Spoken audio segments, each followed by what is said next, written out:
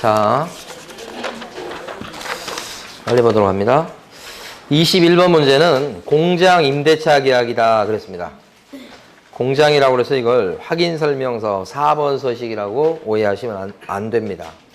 공장은 비주거용이에요. 공장 재단이 4번이에요. 공장은 2번이고. 네? 자, 그러니까 이게 비주거용 쪽에 들어가니까 주, 비, 토, 입 할 때 여기에 들어간다는 얘기입니다. 비주거용. 그리고 환장하겠다고 그랬죠. 이렇게 시험이 얼마 안 남아서 환장하겠어요. 그 다음에 비선호시설 같은 경우는 비가 오다가 말다가 이렇게 되고, 입지조건이나 공법상 규제사항은 거의 다 있는데 끝에 가서 쏙 빠지죠. 이렇게. 그 다음에 내 외부 시설물의 상태, 그 다음에 벽면 도배 상태, 관리에 관한 사항, 요것은 건축물이 있을 때 나올 법한 얘기가 돼서 여기하고 여기가 동그라미. 근데 나머지는 나대지입니다. 이거 토지는 이거 XX 이렇게 되고, 꼭 암기하실 게 공통기재사항이다. 공통기재사항은 예수님의 취권 발표입니다. 취권 발표예요. 이렇게 하는 겁니다. 그래서 예정 금액 등, 자, 중개보수 및 실배 금액과 산출을 내요. 그죠? 확인 설명서 서식이 뭐든 간에 다 나온다는 얘기입니다. 취득 관련 조세도. 단 임대차라면 안 적어주죠. 공통사항이긴 합니다. 권리관계, 그 다음에 또 실제 권리관계, 이렇게. 그 다음에 요게 뭐요? 표시, 이렇게 돼서 요까지 치면 6개 이렇게 되는 거죠. 그러니까 1번에 있는 환경조건란은 기재 안 하는 겁니다. 지금 비주거용 물어보죠. 이거. 네, 기재 안 씁니다. 이렇게.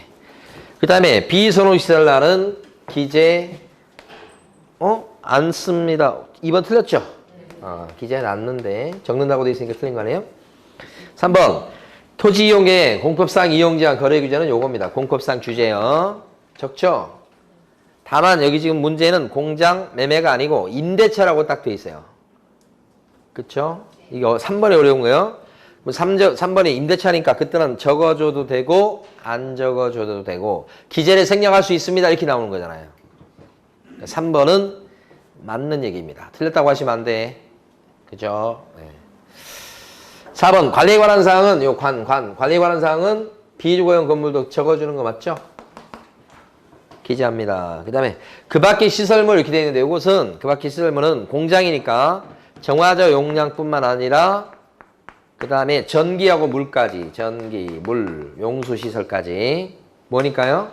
정화조 용량뿐만 아니라 전기하고 물까지. 공장이니까 그렇습니다. 근데 비주거용 건축물 중에서 공장도 있겠지만 상가 같은 것도 있을 수 있잖아요. 상가 같은 경우는 어떤가? 상가는 정화조 용량만 따집니다. 이렇게 되는 거죠. 전기하고 물은 안 적어주고요. 요게 기타 시설과 관련된 항목에 적어줄 때 그 밖의 시설 두 개가 다르죠? 공장 그러면 전기하고 물이 필수입니다. 필수. 자, 그 다음에요. 그래서 5번은 맞는 얘기입니다. 그죠? 자, 만약에 21번을 상가 임대차 계약을 알선합니다. 이렇게 바꾸면 틀린 것은 답이 몇 개일까요? 공장 임대차가 아니고 상가 임대차로 바꾸면 2번하고 5번까지가 틀린 거예요. 상가 아까 뭐라고 그랬어? 상가 오수 정화 시설 용량 요것만 적는다고 그랬죠? 이거 아니라고 그랬죠? 복수 정답이 되는 거고요. 자, 그 다음에 22번입니다. 옳은 것은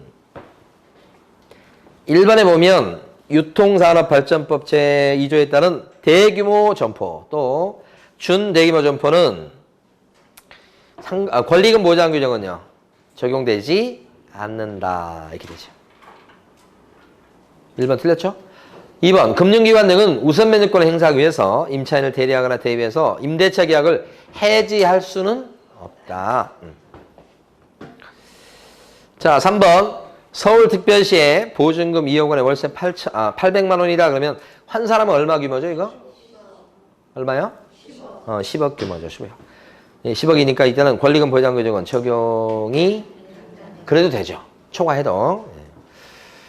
3번이 맞고 4번 지문은 국장은 보증금, 자임, 임대차 기간, 수선비 분담 등의 내용이 기재된 상가 건물, 임대차, 표준계약서를 정해서 사용을 권장할 수 있다. 그랬는데 임대차 계약서의 표준서식을 정해서 권장할 수 있는 사람은 누구게요? 법무부 장관입니다. 국장이 아니고 국장이 하는 건 뭐죠? 권리금 계약서의 표준서식. 같은 기역자 돌림이라고 그랬죠. 권리금 계약서의 표준서식 그렇게 나오면 국장. 이렇게 그걸 기억하시고. 5번은 왜 틀렸게요? 갱신요구는 갱신요구 기간은 6개월 전부터 1개월 전. 응? 이렇게 되고요. 권리금 보장 기간은 6개월 전부터 종료 시까지. 요게 권리금 보장 데려왔을 때 요건 갱신 요구 기간이 위에 거죠? 늦어도 한 달 전까지는 요구해야 되죠. 권리금 보장 규정은 임대차 끝날 때까지 보장받는 거예요. 5번 틀린 거예요. 자, 그 다음에 23번에서 옳은 것은 했고요. 1번은 확인 설명서를 작성해서 누구한테 줍니다. 누구한테 줍니까? 확인 설명서? 취득 의뢰인에게만. 여기 틀렸죠. 양쪽이 다 주는 거잖아요. 그 다음에 2번 설명의 근거자를 제시하면서 설명한다는 거니까 이거 맞고 2번. 3번 법정이상권은 등급에 안 나오지만 권리관계예요. 설명사항에 들어갑니다. 4번 개공이 정확하게 설명 안 했습니다. 중개상물에 대해서. 그럼 어떻게 되죠? 그죠? 삼각형에서 정확하게 설명하는 건 위에 겁니다. 500과입니다. 500과. 그죠? 확인 설명서를 교부 않거나 보존 안 한 것은 업무정지. 날인 안 한 것도 업무정지. 그렇게 되는 거죠. 삼각형 기억하셔야 됩니다. 반드시 출제됩니다. 자, 5번 분사무소니까요. 이때는 누가 서명 및 날인해야 됩니까? 5번에서는 분사무소의 경우니까 책임자라고 하셔야 돼요. 대표자 아니고 책임자. 자, 거래계약서의 필요기사항 요거 암기해 두셔야 되는데 암기하실 때 계약서를 쓰고 권인표 조교는 계약일에 인도 금덩어리를 받았다. 이렇게. 그러니까 권리 이전의 내용. 계약서의 필요적 기재사항 얘기하는 겁니다. 그 다음에 인적사항. 그 다음에 물건의 표시. 이게 조건기한이 있을 때 조건기한입니다. 조세가 아니고. 그 다음에 확인설명서 교부일자. 그 다음에 계약일. 요게 물건의 인도 일시니까. 그 다음에 요것이 합의된 거래 금액. 또 중요한 건 계약 금액이 들어갑니다. 계약 금액. 계약 금액. 그 다음에 그 계약 금액. 그 다음에 그 지급일자. 그 다음에 기타 약정사항까지 들어가니까요. 이렇게 해서. 자, 1번이 이제 여기 기재사항이 아닌 게 1번입니다. 2번은 인적사항이고, 3번은 권, 4번은 뭐죠? 그러니까 그게 금. 그 다음에 물건의 5번은 인도. 이렇게 되죠. 25번입니다. 경매 절차에 대한 설명 중 옳은 설명은 했습니다. 1번. 배당 요구해야 되냐 또는 안 해야 되냐. 그러니까 배당 요구에 따라서 배당 요구해야 배당받을 채권자는 매각 결정기일까지 배당 요구해야 된다. 그랬습니다. 언제까지 배당 요구해야 되죠? 배당 요구의 종기까지. 그죠? 2번. 배당 요구에 따라서 매수인이 인수해야 될 부담이 바뀌는 경우는 1번 틀린 거고요. 자, 배당 요구한 채권자는 종기가 지난 뒤에는 이를 처리하지 못한다. 맞죠? 여기 2번이 정답입니다.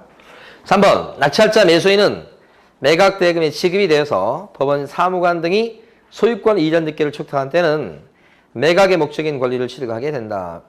등기 촉탁할 때 취득한 거 아닌데 대금을 납부하면 즉시 취득하죠. 돈 내면 바로 취득하죠? 그죠? 거기 등기 나야 취득하는 거 아니고. 4번. 불허가 결정을 한 법원은 최저 매각 가격을 상당히 낮춰서 새 매각기일을 정해야 된다. 불허가 그러면요. 절차에 하자가 있어서 다시 하는 거죠? 이때는 최저가를 저감합니까? 저감 안 하고 종전 최저가로 다시 들어가는 거죠.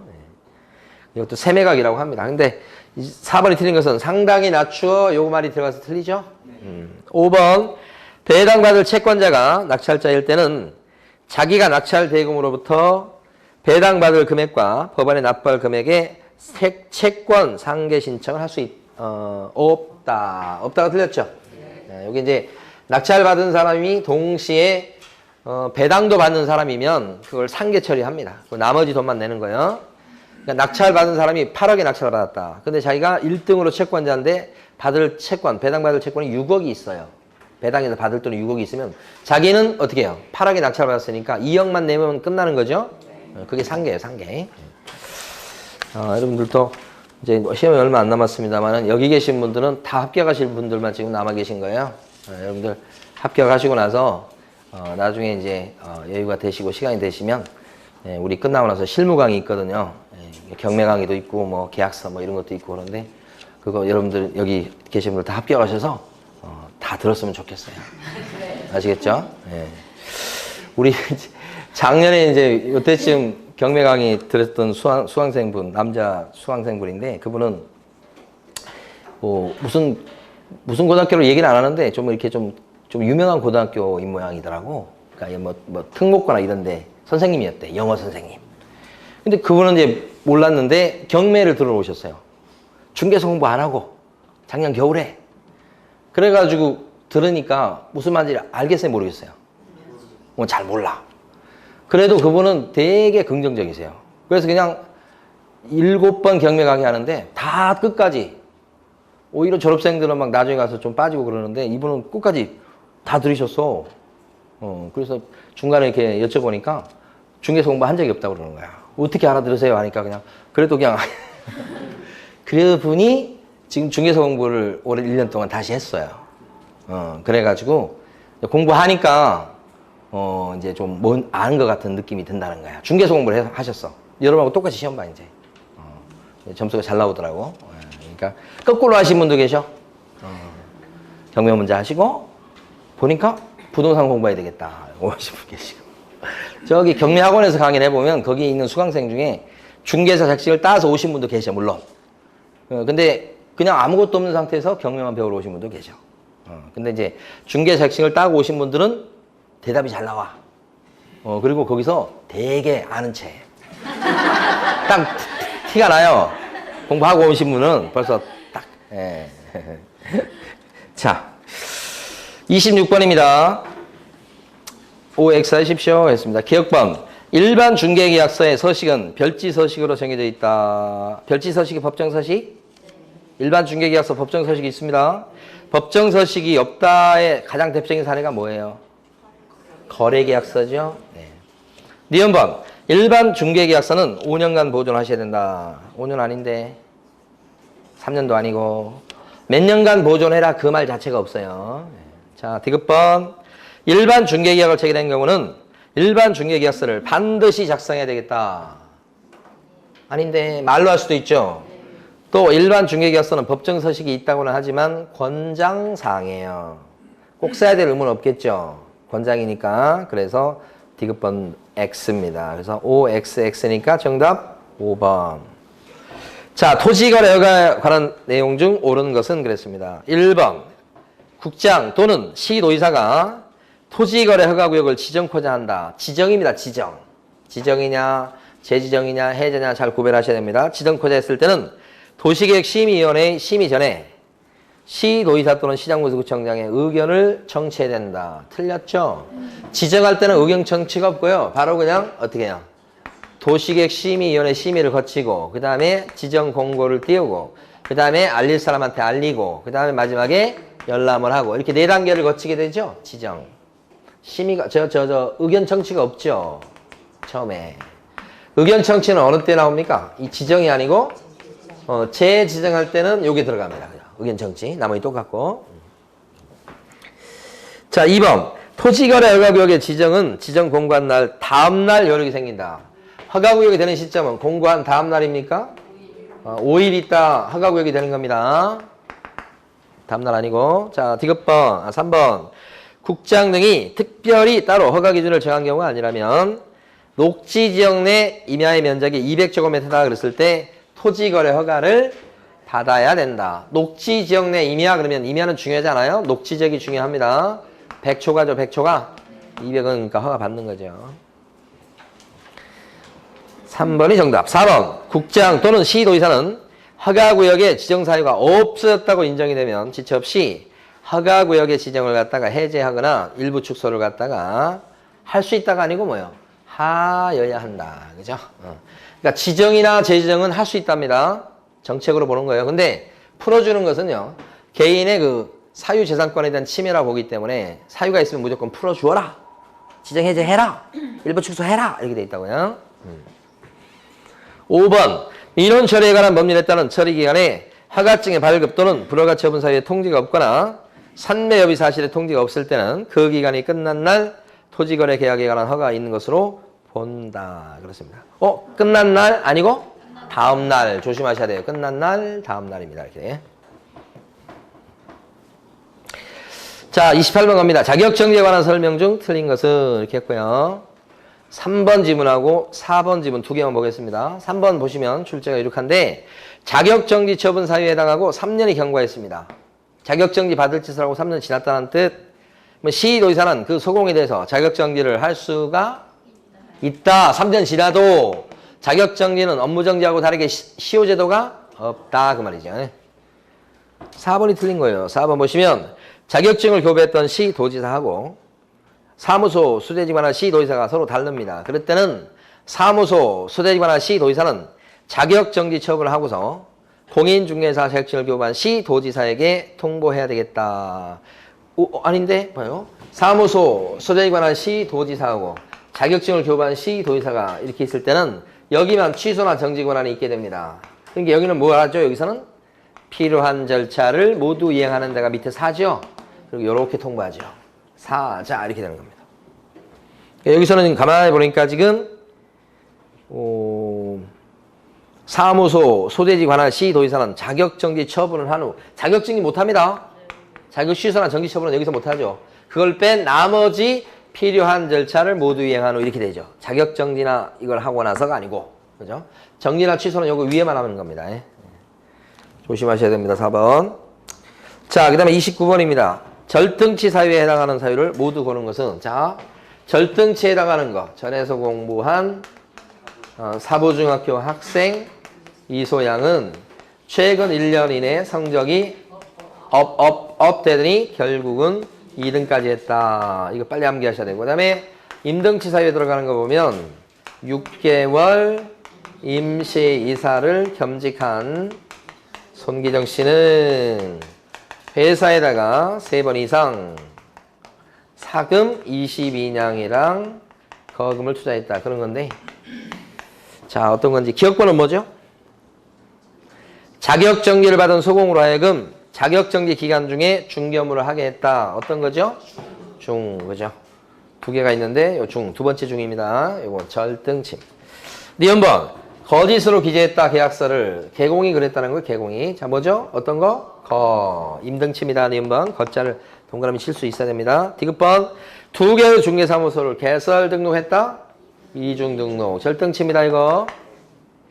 리얼번 증여의 목목으로 법령이 정한 수수료 또는 실비를 초과하는 금품을 받았다.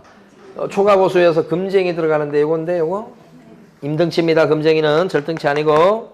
자, 미음번은 뭐죠? 쭉 보니까 2년 이내 2회 이상 요거잖아. 사금 22냥 2년 이내 2회 이상 독점규제법 위반으로 뭐죠? 임등치.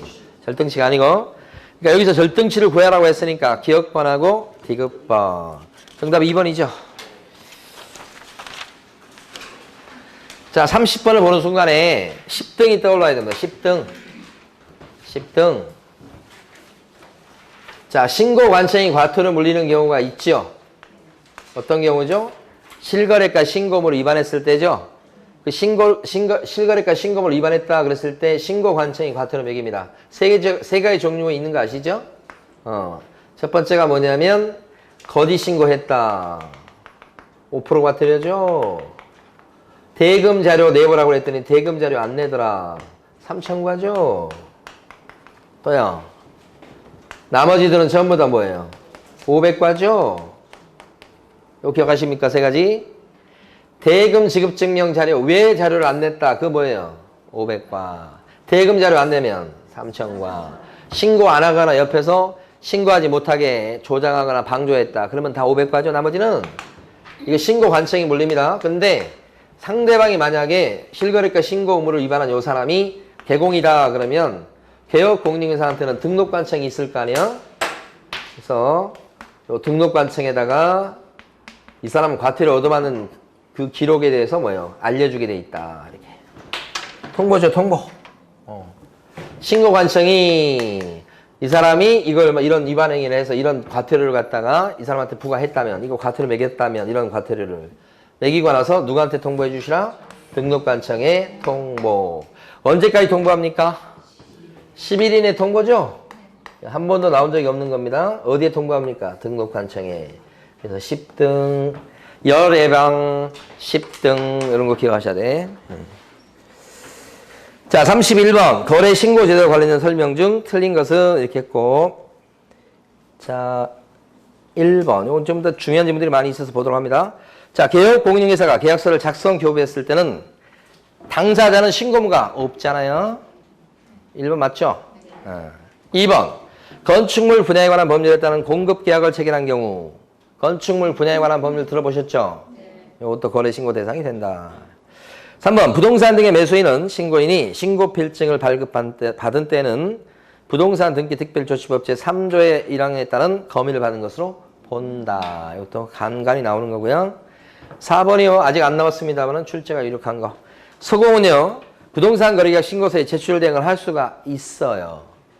그렇죠? 그때 제출 대행할 때는 개업공인중개사에 신분증명서 4번 2000번의 위임장 갖고 갑니까? 필요 없다. 이거죠. 소공에 자기의 신분증만 지참하고 가면 된다. 그 얘기고. 5번 신고관청은 거래 신고사항에 대해서 부동산 거래가격 검증 체계에 의해서 그 적정성을 검증해야 되겠다. 적정성을 검증하는 사람은 누구냐? 세무사장 아니고 신고관청이다. 맞죠? 32번요. 작성 요령에 대한 설명 중 옳은 것은 1번 계약 대상 면적을 적을 때 실거래 면적을 적는데 그때 건축물의 면적 중에서 집합건축물의 경우는 무슨 면적 적어주죠? 틀렸네. 전용 면적입니다. 그쵸? 단독 건물일 때는 무슨 면적? 연면적. 바뀌었네요. 자, 2번 소재지는 지번까지 적는데 집합건물일 때는 호수까지 적는다. 이런 게 가로 안의 내용이고. 자, 근데 지목 면적 대지권 비율은 토지 대장상의 지목이나 면적 대지권 비율을 적는다고 그러는데 지목 면적은 맞는 얘기지만 대지권 비율은 대장 보고 안 적는데 등기부죠. 등기부. 대지권 비율 그러면 등기상 증명서예요. 그다음에 3번은 맞는 거고요. 4번 지문에 보면 거래 대상의 종류가 공급계약 또는 전매인 경우 물건별 거래 가격과 총 실제 거래 가격 난에는 금액을 적어주는 칸에는 이게 공급계약이니까 부가세가 포함돼요? 제외돼요? 포함 이렇게 되죠. 이걸 토, 건, 공, 지 하면서 이거 삼각형. 그래서 여기가 부가세 뭐예요? 제외. 여기가 부가세 포함. 그죠? 많이 먹어서 뚱뚱해진다 이런 말이죠? 저 이제 결혼을 딱 했는데 아침에 이제 제 집사람이 막 아침부터 삼겹살을 막 이렇게 요리를 하는 거예요. 저는 그 전까지 아침에 고기를 먹어본 거 거의 없었거든요. 아침에 무슨 고기입니까? 근데 막 아침부터 막 삼겹살을 굽는 게 참 신기해 죽겠어요. 나중에 알고 보니까 저희 집사람, 장인어른, 장모님 다 고기를 좋아해. 그래가지고 이제 지금은 한 세월이 10년이 넘어가니까 아침에 고기 굽는 게 또 너무나 당연한 거야. 그래서 엊그제 이제 우리 이제 우리 애들 생일이라가지고 아침에 딱 됐는데 막 고기를 굽기 시작하는 거야. 그런데 둘째 놈이 그냥 아침에 그 고기 구워놓은 걸 밥을 2그릇을 먹고 다 먹고 막 맛있다고 하면서 엘리베이터 내려서 학교 갈 때까지 계속 진짜 맛있다고 하면서 가요. 그러니까 살이 안 찔 수가 있어요? 아침을 2그릇을 먹어요. 어떻게 이렇게 저녁도 아니고. 근데 의외로 또 첫째 놈은 큰 놈은 밥을 잘 안 먹었다. 그 어릴 적에 우유도 잘 안 먹고 그것도 잘 안 먹더니 똑같더라고요. 네, 그냥 타고난 거니까 뭐 어떻게 할 수가 없는 거지. 자, 그 다음에요. 부가세 포함입니다. 5번. 물건별 거래 가격 난에는 둘 이상의 부동산을 함께 거래하는 경우에 각각의 부동산별 거래 금액 뭐가 틀렸습니까? 합계 나오면 안 됩니다. 앞에가 뭐가 있으니까 물건별이라고 돼 있으니까 합계 얘기가 나오려면 총 실제 거래 가격 이렇게 나와야 되죠. 앞에가. 자, 33번 계산 문제입니다. 계산 문제에서 화면 보니까 지금 B가 4억 원에 매수해가지고요. 다시 그 A한테 그대로 2천에 100만 원의 세를 놓은 겁니다. 2천에 100만 원 이렇게. 2천에 100원 요건 쓸데없어요. 그죠? 매매 한 건만 생각하시면 돼요. 4억 원 가지고 계산하시면 돼요. 4억 매매니까 이게 주택인가요? 아파트니까 주택이네. 그죠? 4억 원이면 박스에서 보면 4억 원이 어디 찾아가야 됩니까? 매매니까? 그죠? 0.5죠? 0.4죠? 0.4. 예. 0.4입니다. 그러면 160이네. 한 대고 없고. 문제에서 묻고 있는 건 뭘 물었습니까? 양쪽에 받을 수 있는 최고 금액 물어봤죠? 정답 4번입니다. 자, 34번요. 결격사에 해당되는 설명 중 틀린 거. 1번. 만 19세의 고등학생은 보존이 될 수 있다. 만 19세 그러면 결격자가 아닙니다. 19세 미만 그러면요. 결격자고. 그거 조심하시고. 2번. 피한정 우견인은요. 결격자죠. 무조건. 그래서 이 사람은 소공이 될 수가 없다. 3번. 파산 선고를 받고 복권 안 된 사람, 그 사람이 법인의 임원으로 있습니다. 복권 안 됐기 때문에 이 사람 파산자, 그래서 결격자. 임원이 결격자가 됐다 그러면 거기서 그치지 않고 누구까지 결격자가 되더라? 법인까지. 그죠? 그래서 법인의 등록은 안 돼요. 불가능합니다. 맞죠? 그 다음에 4번은 음주교통사고로 징역형을 선고받고, 그죠? 그 형의 집행유예 기간 중인 공인중개사는 개업 공인중개사로 등록이 될 수가 집행유예 기간 동안은 결격자인 거 맞잖아요. 예, 앞에 뭐 어떤 법 위반이든 간에 집행유예 나오면 너무 좋아요. 유예 기간 동안 결격자니까.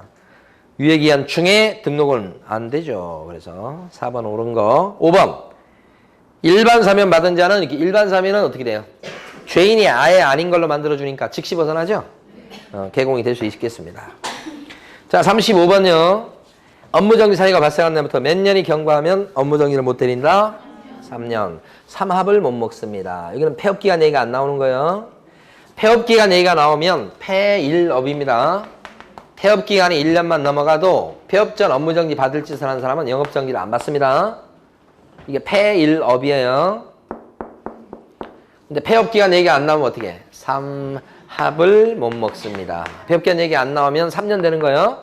삼합을 못 먹습니다. 이렇게. 지금 기억번은 밑에 겁니다. 삼합. 자, 니은번. 폐업 전 개공에 대한 업무정지 처분의 효과는? 효과란 말이 오면 너무 좋아요. 효처일승. 효처일승. 2번이 정답이, 2번 정답이죠. 36번. 확인설명서 작성에 관한 설명 중 옳은 거. 1번.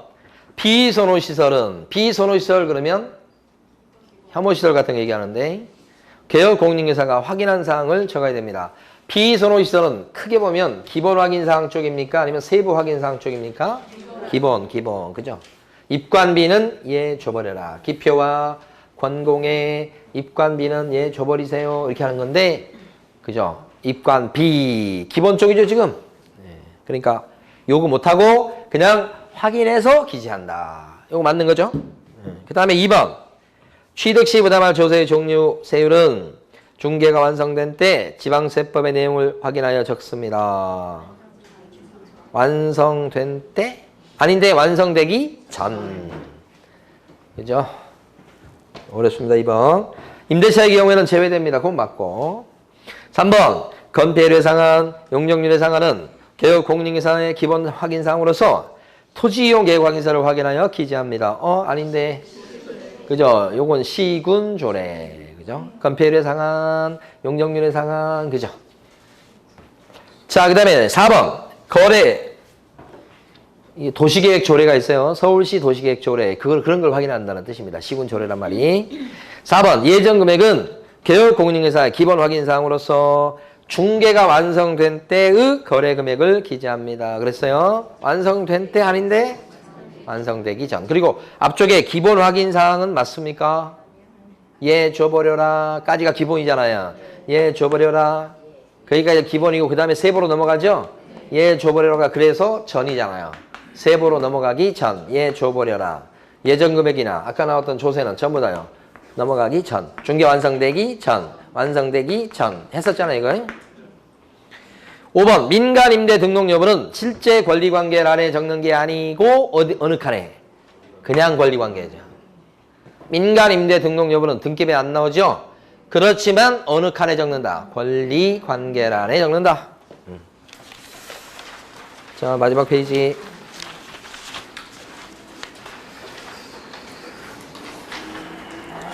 (37번) 여러분들은 이제 이번 시험을 보고 앞으로 영원히 시험 보지 않는 여러분의 인생이 되시기를 바랍니다. 그렇지 않은가요? 시험 안 보고 싶어요, 저도. 자, 37번. 인장 등록에 관한 설명 중 옳은 것을 모두 고르쇼. 기억부하는요. 개공은 사용하는 인장 등록은 중개업에 개설 등록하기 전에 해야 된다. 인장 업무 개시 전인데, 그죠? 개설 등록 전이 아니고 업무 개시 전. 자, 니은번. 개업 공인인계사의 인장 등록은 전자문서로 등록할 수도 있다. 고용신고도 전자문서로 할 수 있죠? 네. 자, 디귿번. 분사문서에서 사용하는 인장으로는 분사문서입니다. 상업등기 규칙에 따라 법인 대표자가 보증하는 인장을 갖다가 등록할 수도 있다. 어때요? 대표자가 보증하는 인장을 등록할 수도 있다. 분사문서니까 가능하죠? 네. 이것도 맞습니다. 자, 리을번. 개업 공인인계사가 작성한 계약서에 등록된 인장을 쓰지 않으면 그 계약은 법적 효력이 없다. 틀렸지. 등록 안 된 도장을 찍어놔도 계약은 뭐 그대로 유효될 수 있다. 네. 정답 4번이고요. 38번. 사무소 이전 신고에 관한 내용 중 옳은 거. 1번이 정답인데 1번 보면 업무 정지 중이 아닌 다른 계공의 중개사무소를 공동 사용하는 방법으로 사무소 이전을 할 수 있다. 업무 정지 중이 아니잖아요. 그러니까 영업 정지 중이 아닌 다른 사무실로 이사해서 같이 쓰는 건 얼마든지 가능하지. 그죠? 2번. 개업 공인인계사가 공동으로 사용하는 사무소를 다른 곳으로 이전하고자 했을 때 대표자를 정해서 일괄해서 사무소 이전 신고를 할 수 있다. 그래요? 개별적으로 각자 이전해야 됩니다. 대표자 뽑아서 일괄 이전할 수가 없어요. 이것도 X. 3번. 등록관청은 사무소 이전 신고를 받은 때는 10일 내 중개사 협회에다가 통보해야 되겠다. 자, 협회 통보사항이 있었잖아요. 6개. 이분 등은 고행으로 휘었습니다. 이렇게 돼 있죠. 그때 언제까지 통보합니까? 11일이 아니고 다음 달 10일까지.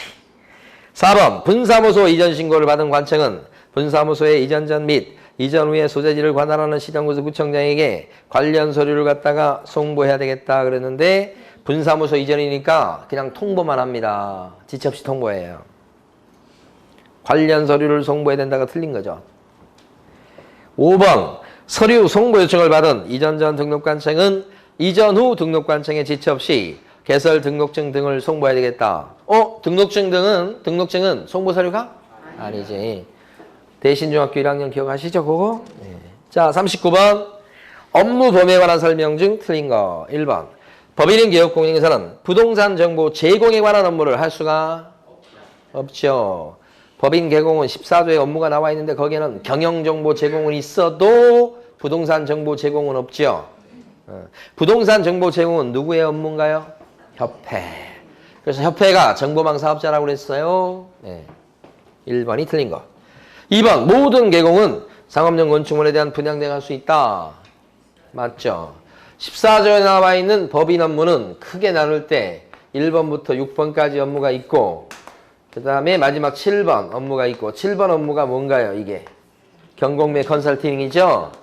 이 경공매 컨설팅 요거 하나 빼고 위에 6가지 업무는 바로 모든 개공이 할 수 있는 겁니다. 모든 개공. 근데 경공매 컨설팅은요. 부칙 개공이 못하죠? 네, 못하는 거. 공인 개공은요. 법인 개공하고 똑같이 할 수 있는 거죠. 이렇게 되죠.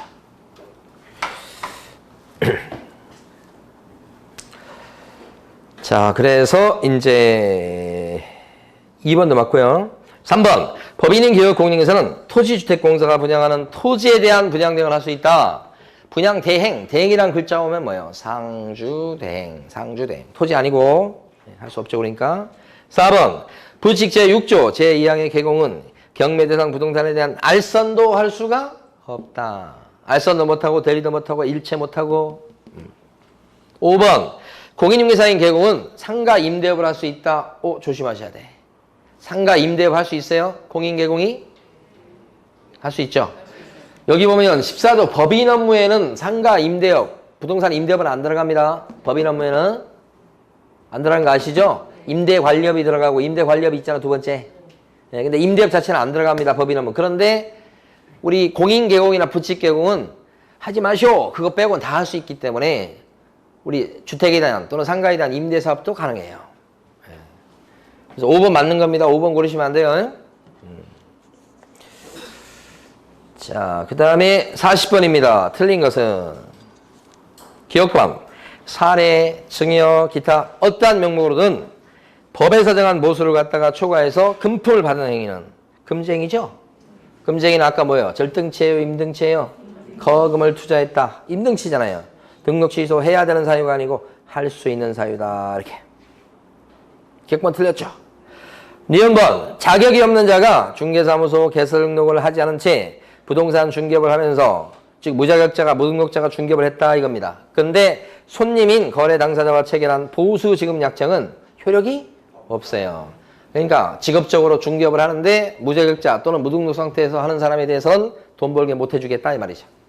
그래서 복비 받을 정당한 권한이 없다고 보는 겁니다. 약정해도 무효 맞습니다. 디귿번 중개 대상물 소재지하고 사무소 소재지가 다른 경우 개업 공인중개사는 중개사무소 소재지를 관할하는 시도 조례가 정한 시도의 조례에 따라서 중개보수를 받아야 된다. 어느 조례에 따라간다고요?